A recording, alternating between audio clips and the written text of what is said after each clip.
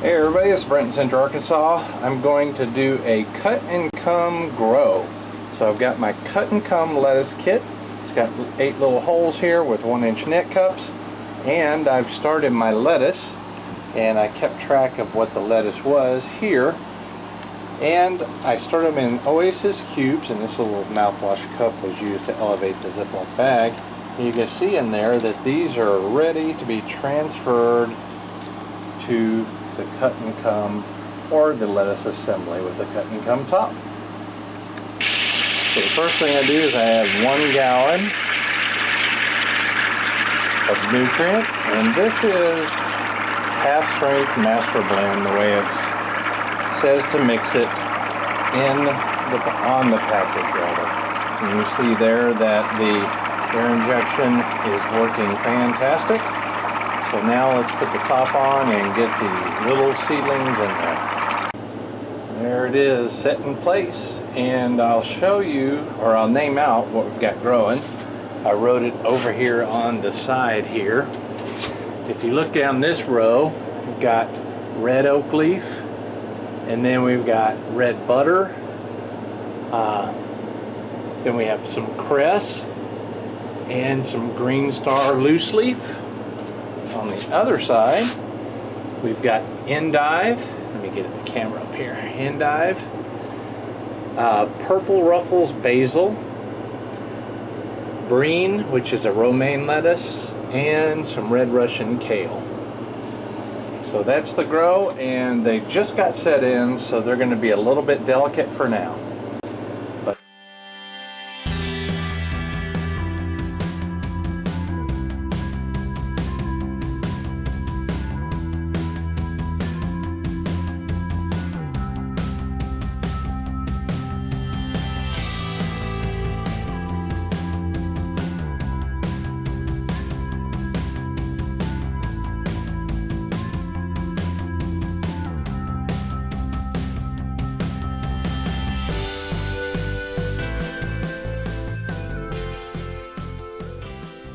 Looks like prior to me taking the first cut. I'm not going to videotape it, but I'm going to take out the bigger leaves here and leave a portion of the middle. It should become quite clear after I'm done harvesting. Just going to use a pair of scissors and cut off some nice salad for dinner tonight. Alright, that's what it looks like after the haircut, and it's just real easy. I'll take one of these red butter heads here. You can pick it off with your fingernail or a pair of scissors and toss it into the pile. Okay, so all of this I'm growing. I can tell you that the endive here is quite bitter. As a microgreen, it was awesome. As an adult plant, I won't do this again, but I'm going to continue to grow it only because, as an example for you to show you what you can do. Next to it is the cress here. The cress has a pungent flavor. My wife doesn't like it. I like it. And so I'm going to, I had separated it here so it doesn't go in her salad. And we'll get to the salad in just a minute. The red butter is awesome. This is the red oak leaf. This is endive. I'm sorry, this is the green star. And I'm getting them backwards. Green star, endive is over here. They look kind of similar, don't they? This is the purple ruffles basil. It had a stem and a good bit of big leaves here. You see here, there's some small leaves here and here, kind of like when you prune a pepper. Those small leaves will pop and start growing bigger. But so I did that. I removed some of the stem to reduce the height and get it to spread out more. And so those will grow from all 4 of those little new leaves there. This is, did I talk about it? Yep, this is the brine, romaine, and the kale. So I need to take these back. I'm outside on my deck now. I removed it just for the video. And this is the take. This is a good bit of lettuce. This is at least one huge meal for Gina and I both. There's so much lettuce here and variety. It's going to make a fantastic salad. And the good thing about this is you can do it with any variety that you want, anything that looks interesting. You can bring in color, the reds and purples and pinks and just light greens and dark greens, and just, oh man, it's just a wonderful system. Cut and come is just a wonderful system. Okay, so I'm going to take this inside and let the wife prepare the salad, and then I'm going to take the greens, the cut and come greens that are growing, the varieties, and put them back in the assembly, and we'll grow them further, and I'll bring you back to show you what they look like as they grow again. Alright, I've got them back in their spot up here on the grow rack. Now whenever you cut this much material off of a plant, give it such a big haircut like this, there's always the danger that you're going to lose the plant. It doesn't happen very often. I don't want you to be afraid of it, but note if it does the variety. That way you won't grow that variety, or perhaps you won't cut as much off. Now I gave it a pretty drastic haircut just for the purpose of this video. You'll see here that the basil was quite a bit taller. I think I mentioned that already, and I cut the stem and several of the big leaves off, and it's got some babies down here that have begun to develop. Okay, so a couple things to consider. Cut and come is a long grow. It can grow perpetually for quite some time. You'll kind of get a feel when the plants are worn out and when to start new. But if you have more than one of these, you'll get the same amount staggered. So if you've got 4 of these, you can harvest this, and then 3 days later you can harvest another one, and then 3 days later you can harvest another one, and so on. So you could have just one shelf with 4 of these on them, 4 cut and comes, and you could have perpetual lettuce, enough for you and the wife. Unless you're huge eaters, then you could do 2 shelves worth. And so because it's such a long grow, one of the things you need to do when you could take this whole piece out here and put it in an empty tray, and when you do that you can take it outside, or you could simply harvest outside, or you can simply put it into a fresh tray of new nutrient water. And that's the point of what I'm trying to tell you now. You don't want to continue to use the same reservoir for like more than 30 days. You could probably get away with it a little longer, but you want to change out the reservoir about every 30 days. There's a couple ways you can do it. You can do it just like I said, just have another clean 1020 full of reservoir set to the appropriate level, just transfer it from one to the other. Or you could take a small siphon. Let me show you what that looks like. Now what I did here was I lifted this up just a little bit, and I put in a new vinyl tube that's attached to a valve, and I carried the vinyl tube down into the 1 gallon receptacle here, and you'll see there it is coming out. And it takes about, I don't know, 5 to 10 minutes for it to drain completely into there, but that's not a big deal. It's not much. If you want to go do something else, you can come back, because a reservoir typically has about 1 gallon of water, so you don't have to worry about it overflowing, or you could use a larger container. Okay, so when you do that and you're done, which I don't want to remove the reservoir water, I've already done that, you just simply turn this off, and doing that creates a suction which keeps this in the line, the water in the line. So the next time you do it, all you got to do is just put it back in here, open the valve, and the water in here that's stuck in here begins to drain, and gravity pulls it out of here again. I've only used this like one time when I first started, and this is just a baby, I don't want to get gross. You stick it in a baby's nose, and it pulls out stuff out of the baby's nose when they're having problems breathing. In fact, this is one of my kids. My youngest is almost 23, and this is one of the ones I used when my kids were babies. Anyway, so yeah, you just stick that in the end, and you can press it and put this in the 1-inch tubing, or the 1/4-inch tubing, and it creates a suction. It starts it again. In fact, when I store it, I put the the end in it, and I'll show you where I put it. There you go. This is the door entry into my grow room here. If you want to know what my grow room, how I built it, I do have a video on it if this looks kind of strange to you, but you'll get an idea of what it is and you can look that video up. Anyway, that's it. It's very easy. It does a wonderful job for removing liquids, because if you were to just simply lift this tray up full of water, it's going everywhere. The best of you will not be able to do it, I promise. Just a little bit of a tilt and that sucker's going everywhere. So it's a really good idea, if you're going to remove your material after a grow, to drain the liquid out. Or in this case, you remove it so you can add fresh. I want to impart as much information as I've learned as I think about it.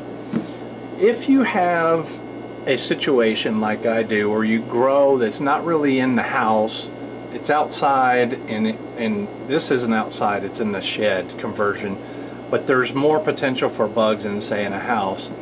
If you have bugs, you can take and remove a whole piece here. Don't be afraid to do it. And you can take and dunk this, or you can rinse it off with a hose, and then you can put it right back in here.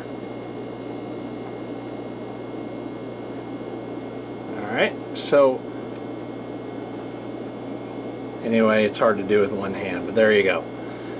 Plants can take root damage, just like the leaves. There's critters underneath the ground that does root damage, and plants can take it. In fact, there's a technique called root pruning that you can do to slow down growth, and I've done that when I'm trying to overwinter cuttings taken from tomatoes and eggplants. I have a video on that. So you can actually cut the roots in half right now if you wanted to. We want to leave the roots because it took quite a while. I'll put the number of days here. It took quite a while for the plants to get this big for the first harvest. The next harvest will not be nearly as long because there's an established root system. But you could, if you wanted to, take these out without fear of damaging the roots too much, because it will come back most of the time. And in fact, I took all of these out and I rinsed off this tray here. It had a little bit of debris on it. I rinsed off the top here and I put them back in, and that's why it's wet. I'll tell you a little secret.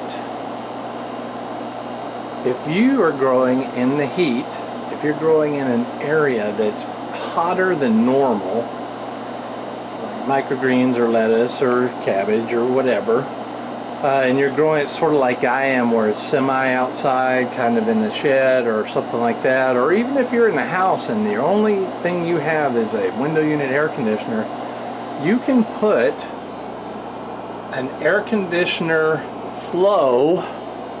This air conditioner is directed at my rack here, and even during the dead of summer I was getting really good grows with microgreens and lettuce all summer long, even when it was in the 90s, because the air conditioner flow was keeping it cool. I didn't think of it.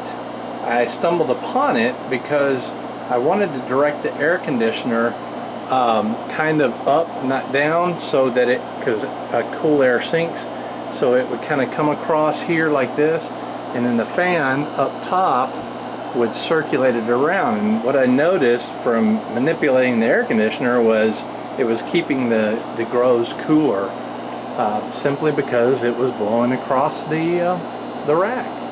So there's something for you if you have a window unit, or if your house is hotter than what you think it should be, you can put it directly under an air conditioner vent, and that'll help you out a lot.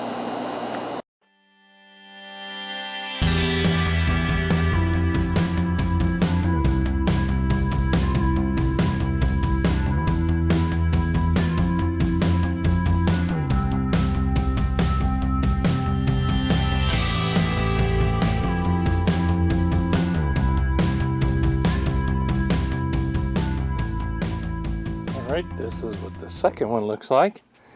And just so you can see, Those are the old cuttings on here. This is going to be the second cutting, and I'm going to take and we'll trim these down quite a bit. Did lose the kale, but everything else is growing really well, and we're going to keep going. I'm going to take a cutting and then I'll show you what it looks like afterwards. All right, let's take a look at what we got here. I have made the cut, and this is post-cut, how far I've cut it back, which is pretty significant, but that's kind of what you want to do. You want to be able to have a good take like we have here. Now here's my hand for reference. That is a good bit of salad. We've got the green leaf here. We've got the romaine. We've got some cress, some red butter, some red oak leaf, and then we've got the endive.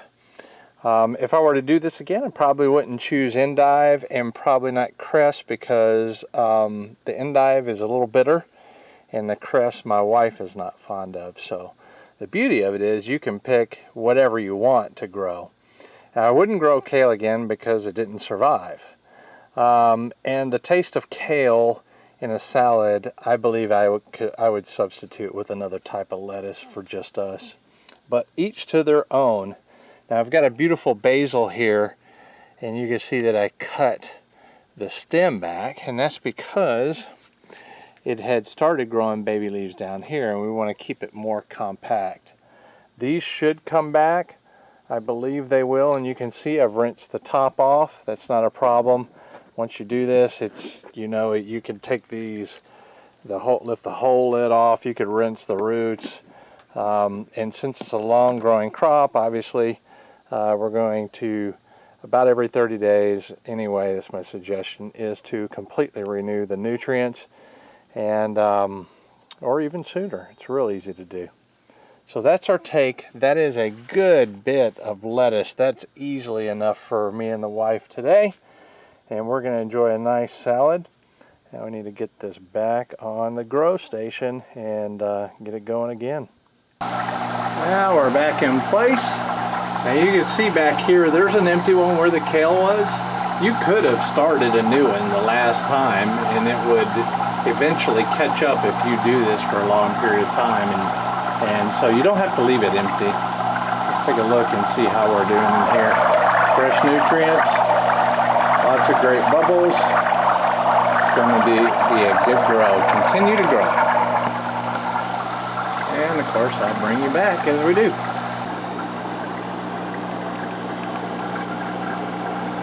I put spinach that was in the other one, in the Head Start holes, the extras, in here, in these two locations where the kale and the cress were. And they're moving along great. It should be a great sub for salad.